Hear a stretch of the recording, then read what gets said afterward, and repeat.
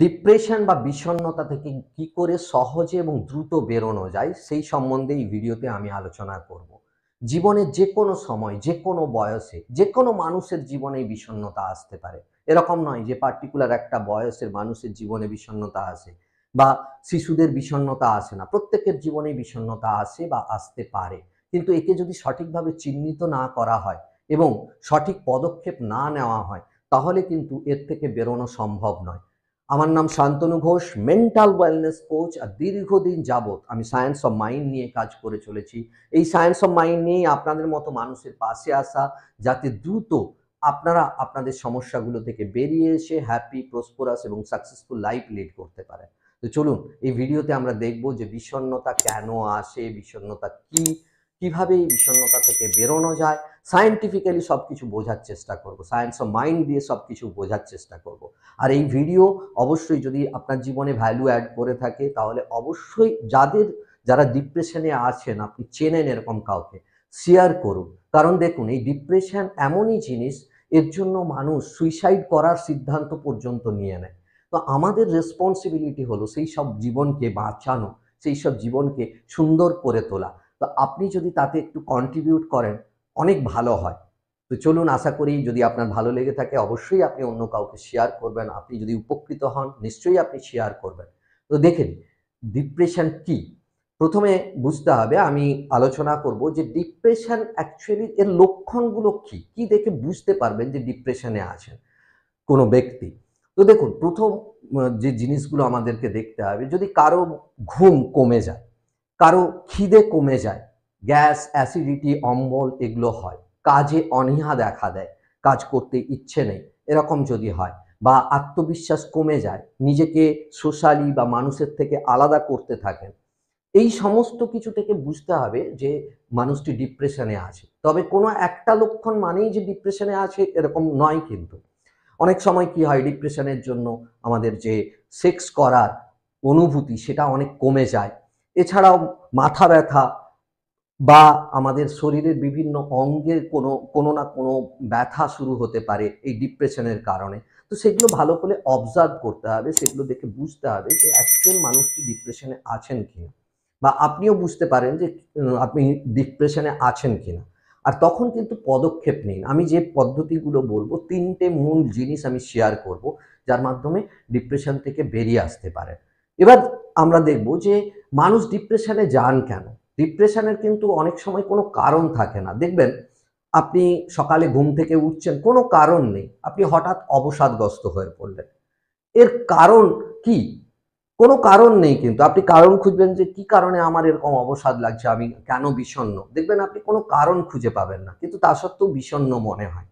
তো এইগুলো, এই যে বিষণ্ণতা, এটা চলে যায়, কিন্তু দীর্ঘদিন যাবৎ যে বিষণ্ণতা থেকে যায় সেটাকে দূর করাই আমাদের মূল লক্ষ্য। আর বিষণ্ণতার মূল কারণ হতে পারে, যেমন ধরুন, কেউ আপনাকে ক্রিটিসাইজ করেছে, সেটা আপনি ভুলতে পারছেন না, বা কেউ আপনাকে হুমকি দিয়েছে, জীবনের হুমকি বা কোনো না কোনো হুমকি দিয়েছে, সেই হুমকি আপনি ভুলতে পারছেন না, তাতে আপনি ভয় পেয়ে গেছেন, সেখান থেকে হতে পারে। আপনার অফিস বা পরিবারে কাজের চাপ অনেক বেশি, স্ট্রেস ফিল করছেন, তখনও আপনি বিষণ্ণ হয়ে পড়তে পারেন।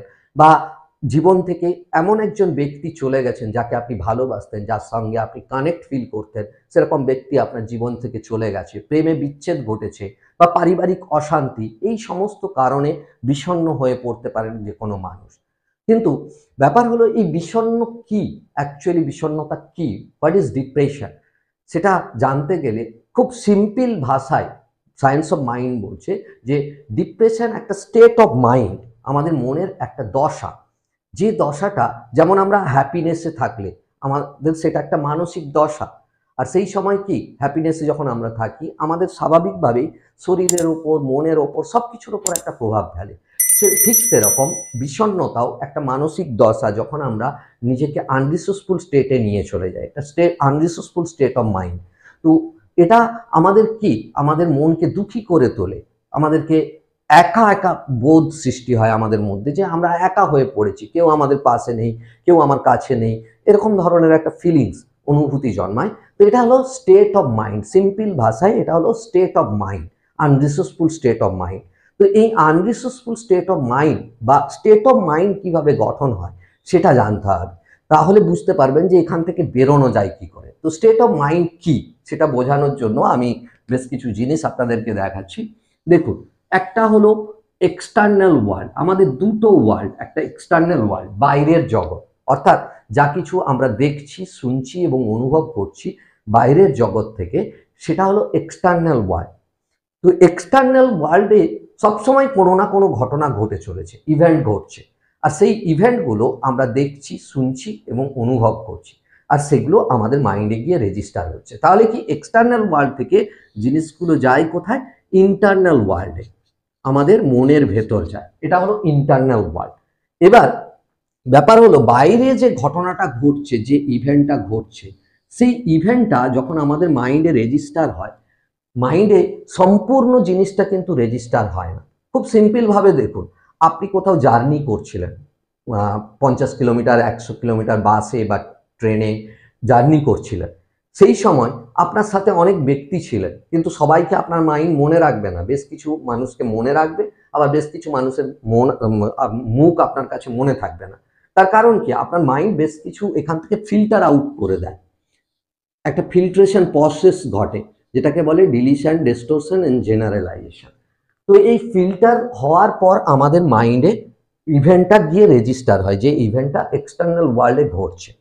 তাহলে কি এক্সটার্নাল ওয়ার্ল্ডের যে ইভেন্ট আর ইন্টারনাল ওয়ার্ল্ডের ইভেন্ট কিন্তু এক নয়। প্রথম জিনিসটা মনে রাখতে হবে যে বাইরের ঘটনাটা আর আমি যা পারসিভ করছি, এটা হলো আমাদের পারসিভড ওয়ার্ল্ড, যা আমরা পারসিভ করছি। তো পারসিভড ওয়ার্ল্ড আর যেটা বাইরে ঘটেছে সেটা এক নয়।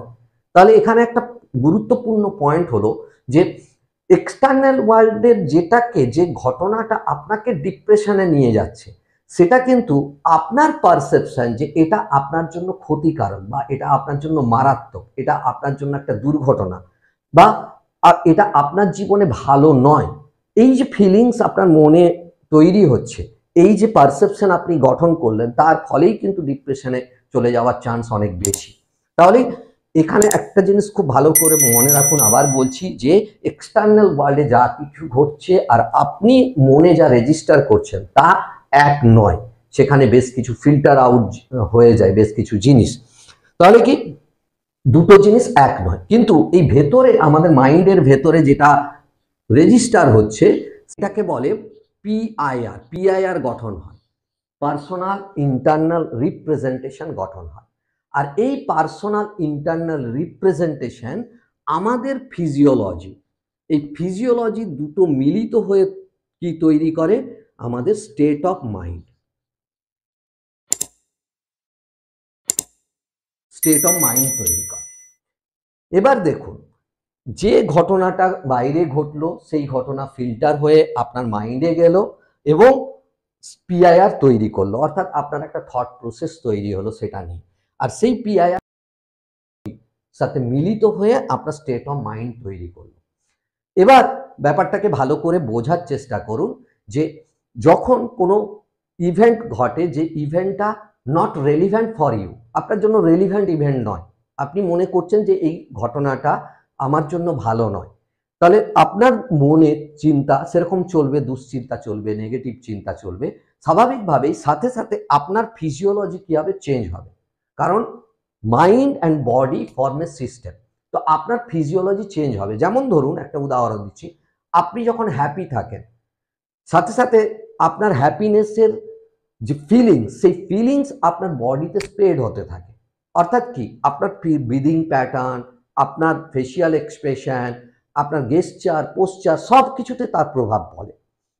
আর এই দুটো মিলিত হয়ে আপনার স্টেটটাকে আরো রিসোর্সফুল স্টেটে নিয়ে যায়। হ্যাপিনেস একটা রিসোর্সফুল স্টেট অফ মাইন্ড, তো আপনাকে আরো বেশি রিসোর্সফুল স্টেটে নিয়ে যায়। এবার ডিপ্রেশনের ব্যাপারটা ধরুন, আপনার মাইন্ডে কি পিআইআর চলছে, অর্থাৎ আপনার থট কি চলছে? একটা নেগেটিভ চিন্তা, দুশ্চিন্তা। আর যখনই দুশ্চিন্তা চলবে, তখনই আপনার ফিজিওলজি কি হবে? অটোমেটিক, আনকনসিয়াসলি আপনার ফিজিওলজি সেটাকে সাপোর্ট করবে। আপনি কেমন ফিজিওলজিতে হবেন? জেনারেলি কি, গালে হাত দিয়ে থাকবেন, ঝুঁকে যাবেন, বিছানা ছেড়ে উঠতে চাইবেন না। অর্থাৎ কি? Supportive physiology. যখনই সাপোর্টিভ ফিজিওলজি হলো, আপনার পিআইআর এবং ফিজিওলজি মিলে গেল, আপনার বডি পোস্চার, গেস্টার, আপনার ব্রিদিং প্যাটার্ন মিলে গেল, তখন সেই স্টেট অফ মাইন্ড আপনার জন্য স্থায়ী হলো, সেখান থেকে আর বেরোতে পারছেন না। অর্থাৎ এই যে আনরিসোর্সফুল স্টেট অফ মাইন্ড, ডিপ্রেসড, এই স্টেট অফ মাইন্ডটা আপনার জন্য স্থায়ী হচ্ছে। কেন? কারণ আপনার মনে যে চিন্তা চলছে, আপনার ফিজিওলজি তাকে সাপোর্ট করেছে, এই দুটো মিলিত চেহারা নিয়েছে কি? আপনার ডিপ্রেশন। এখন এবার সমাধানে আসছি, কিভাবে এর সমাধান হবে। এর প্রথম সমাধান হলো আপনাকে ফিজিওলজি চেঞ্জ করতে হবে তুরন্ত। যত দ্রুত আপনি ফিজিওলজি চেঞ্জ করবেন, তত দ্রুত আপনার এই unresourceful state of mind, depression থেকে বেরোতে পারবেন। তো ফিজিওলজি আপনি চেঞ্জ করবেন কিভাবে? খুব সিম্পল। যে অবস্থায় বসে আপনি দুশ্চিন্তা করছিলেন বা যখন আপনার ডিপ্রেসড ফিল করছেন যে আমি বিষণ্ণ আছি, সঙ্গে সঙ্গে নিজে উঠুন, সেই জায়গাটা ছেড়ে নিজের বডি পোশ্চার স্ট্রেট করুন, ব্রিদিং প্যাটার্নটা পুরো চেঞ্জ করুন, সম্পূর্ণভাবে চেঞ্জ করুন। নিজের যে সিট দ্বারা সেটাকে সোজা করুন। যেমন একটা মানুষ কনফিডেন্সে থাকলে হয়, সেরকম চেহারাটাকে অ্যাডপ্ট করুন এবং সেই গেস্টার, পোশ্চার, সেই ফিজিওলজিতে আপনি নিজেকে খানিকক্ষণ রাখুন, 5 মিনিট 7 মিনিট রাখুন। তখনই দেখবেন যে চিন্তাটা চলছিল, অর্থাৎ যে নেগেটিভিটিটা চলছিল, যেটা আপনাকে ডিপ্রেশনে নিয়ে যাচ্ছিল, সেটা আর থাকবে না। আপনি অনেক বেটার ফিল করবেন। তো এটা হলো কুইক পদ্ধতি, দ্রুত। কিন্তু রুট থেকে কাজ করতে গেলে যেটা করতে হবে সেটা হলো পিআইআর এর উপর কাজ করতে হবে। অর্থাৎ যে চিন্তাটা আপনার মস্তিষ্কে চলছে সেটার উপর কাজ করতে হবে। তো সেটার উপর কাজ করতে গেলে কি? মূলত পিআইআর গঠন হয় কি দিয়ে? পিআইআর বেশ কতগুলো ইভেন্টের ভিএকে নিয়ে গঠিত। ইভেন্টের ভিএকে অর্থাৎ বেশ কিছু ভিজুয়াল পার্ট থাকে, যেটা আমরা দেখেছি বা শুনেছি, যেটা শুনেছি অডিটরি পার্ট, এবং তার যে অনুভূতি আমাদের শরীরে চলছে। তো এই তিনটে জিনিস মিলে আমাদের পিআইআর গঠন হয়, পার্সোনাল ইন্টারনাল রিপ্রেজেন্টেশন গঠন হয়। তো আমাদের পিআইআর, আমাদের যে চিন্তা, সেটা চেঞ্জ করতে গেলে কি করতে হবে? আমাদের ভিএকে, আমরা যা কিছু দেখেছি সেটার খানিকটা পরিবর্তন করতে হবে, যা কিছু শুনেছি সেটার খানিকটা পরিবর্তন করতে হবে, আর যা অনুভূতি সেটার খানিকটা পরিবর্তন করতে হবে। কিন্তু এটা করা যায় কিভাবে? এর জন্য বিভিন্ন টেকনিক আছে, মেন্টাল ওয়েলনেসের বিভিন্ন টেকনিক আছে, সায়েন্স অফ মাইন্ডের বিভিন্ন টেকনিক আছে, কিন্তু আমি অত জটিল টেকনিকে যাচ্ছি না। খুব সিম্পল টেকনিক আপনাদের সাথে শেয়ার করছি, যাতে এই ভিএকেটাকে চেঞ্জ করতে পারেন। তো দেখুন, যে জিনিসটা নিয়ে আপনার দুশ্চিন্তা চলছে, সেটাকে দেখুন যে আপনার এক্স্যাক্টলি মেন্টাল স্ক্রিনে কোথায় চলছে, কি দেখতে পাচ্ছেন। মেন্টাল স্ক্রিনে গিয়ে তার কালারটাকে চেঞ্জ করুন। আপনি পারবেন, কনসাসলি এটা পারবেন। আনকনসাসলি এটা এই পিআইআর চলে বা এই যে থট প্রসেস চলে আনকনসাসলি, কিন্তু কনসাসলি আপনার ক্ষমতা আছে, আপনার কনসাস মাইন্ডের ক্ষমতা আছে আনকনসাস মাইন্ডকে আপনি ট্রেন করতে পারেন, বা আনকনসাস মাইন্ডের যে প্যাটার্ন সেটাকে আপনি ব্রেক করতে পারেন। তো আপনি মেন্টাল স্ক্রিনে সেই পিকচারটাকে চেঞ্জ করুন, তার ভিএকেটাকে, অর্থাৎ ভিজুয়াল পার্টে যা কিছু দেখেছেন সেই পিকচারটাকে আপনি একটা স্টিল ফটোগ্রাফ বানাতে পারেন। আপনি সেখানে কালারটাকে চেঞ্জ করতে পারেন, সেটাকে ফেড অ্যাওয়ে করতে পারেন, ব্ল্যাক অ্যান্ড হোয়াইট করতে পারেন। সেরকম ভিজুয়াল পার্টটাকে যা কিছু দেখেছিলেন বা যা কিছু মনের ভেতর চলছে, সেই ভিজুয়াল পার্টটাকে পুরো চেঞ্জ করে দিন। তাহলেই সঙ্গে সঙ্গে সেটা আপনার ফিলিংসের ওপর প্রভাব ফেলবে। এবং যা কিছু শুনেছিলেন সেটাকে চেঞ্জ করুন। যে শব্দটা, যা ঘটনার মধ্যে যে কিছু আওয়াজ ছিল, সেই আওয়াজগুলোকে চেঞ্জ করুন। অন্য কারো টোনালিটিতে শুনতে পারেন, অন্য কোনো ভয়েসে শুনতে পারেন, অন্য কোনো ওয়ার্ডস অ্যাড করতে পারেন, সেন্টেন্সটাকে বদলে ফেলতে পারেন, বা তাতে কোনো মিউজিক অ্যাড করতে পারেন।